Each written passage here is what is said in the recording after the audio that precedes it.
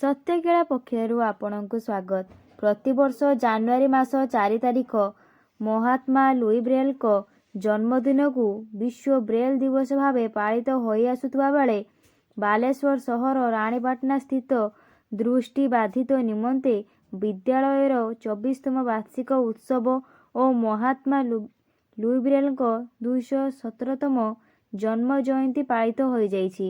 ଏହି ପରିପ୍ରେକ୍ଷୀରେ ଆୟୋଜିତ ସାଧାରଣ ସଭାରେ ମୁଖ୍ୟ ଅତିଥି ଭାବେ ସଦର ବିଧାୟକ ମାନସ କୁମାର ଦତ୍ତ ଯୋଗଦାନ କରିଥିବା ବେଳେ ମୁଖ୍ୟ ବକ୍ତା ଭାବେ ସନ୍ୟାସ କୁମାର ବେହେରା, ବରେଣ୍ୟ ଅତିଥି ଭାବେ ଜିଲ୍ଲା ପରିଷଦ ଅଧ୍ୟକ୍ଷ ନାରାୟଣ ପ୍ରଧାନ, ଜିଲ୍ଲା ସାମାଜିକ ସୁରକ୍ଷା ଅଧିକାରୀ ପ୍ରତିଭା ବେହେରା, କବି ପ୍ରଶାନ୍ତ ଦାସ ପ୍ରମୁଖ ଉପସ୍ଥିତ ରହି ଆଜିର ଦିନର ମହତ୍ୱ ସହ ବିଦ୍ୟାଳୟ ଛାତ୍ରଛାତ୍ରୀଙ୍କ ମନୋବଳକୁ ସୁଦୃଢ଼ କରି ସମାଜରେ ନିଜକୁ ପ୍ରତିଷ୍ଠିତ ଭାବେ ଗଢ଼ି ତୋଳିବା ନେଇ ପ୍ରେରଣା ଯୋଗାଇଥିଲେ।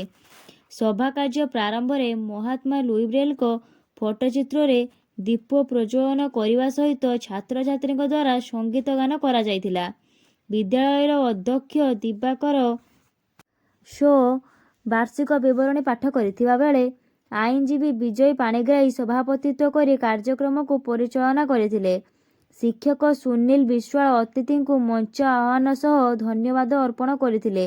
ଏହି ଅବସରରେ ସମାଜର ବିଭିନ୍ନ କ୍ଷେତ୍ରରେ ଉଲ୍ଲେଖନୀୟ ଅବଦାନ ପାଇଁ ବିଶିଷ୍ଟ ବ୍ୟକ୍ତି ବିଶେଷଙ୍କୁ ସମ୍ବର୍ଦ୍ଧିତ କରାଯିବା ସହିତ ଛାତ୍ରଛାତ୍ରୀମାନଙ୍କୁ ପୁରସ୍କୃତ କରାଯାଇଥିଲା। ଏଥିସହିତ ଛାତ୍ରଛାତ୍ରୀଙ୍କ ଦ୍ୱାରା ବିଭିନ୍ନ ସାଂସ୍କୃତିକ କାର୍ଯ୍ୟକ୍ରମ ପରିବେଷଣ ହୋଇଥିଲା। ଧନ୍ୟବାଦ।